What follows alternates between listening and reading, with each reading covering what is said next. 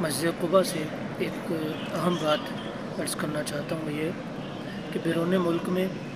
کئی مسلمان جو ہے نا وہ لڑکیوں کو مسلمان کرتے ہیں، ان سے نکاح کرتے ہیں، یا ویسے بھی مردوں کو مسلمان کرتے ہیں۔ ان کے لیے اہم بات یہ ہے کہ مسلمان تو کر لیا، کلمہ پڑھ لیا نکاح کے لیے یا اچھے مقصد کے لیے، لیکن اس سے آگے بات یہ ہے کہ ان کی تربیت بھی اسلام کے مطابق ہونی چاہیے۔ یہ نہ ہو کہ کلمہ پڑھا لیا، بعد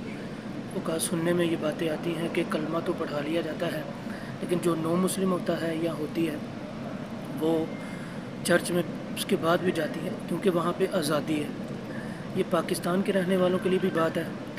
کئی مرتبہ ہندو عیسائی کلمہ پڑھتے ہیں لیکن اس کے بعد ان کی تربیت نہیں ہوتی اسلام کے مطابق، ان کو مسائل نہیں بتائے جاتے، جس کی وجہ سے بہت ساری خرابیاں پیدا ہوتی ہیں۔ تو اس لیے جو کلمہ پڑھاتے ہیں ان کے لیے لازم ہے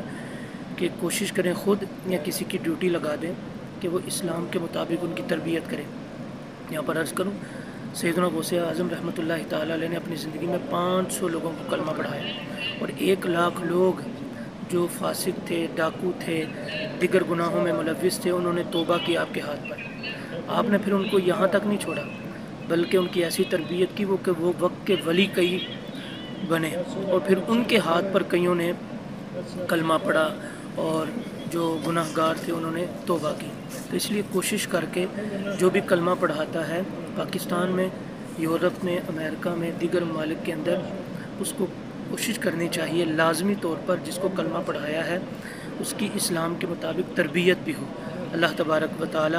ہمیں ایمان پر استقامت دے، اور جو کلمہ پڑھ کے مسلمان ہوتے ہیں ان کو بھی ایمان پر استقامت عطا فرمائے۔ آمین بجاہ النبی الکریم الامین صلی اللہ علیہ وسلم۔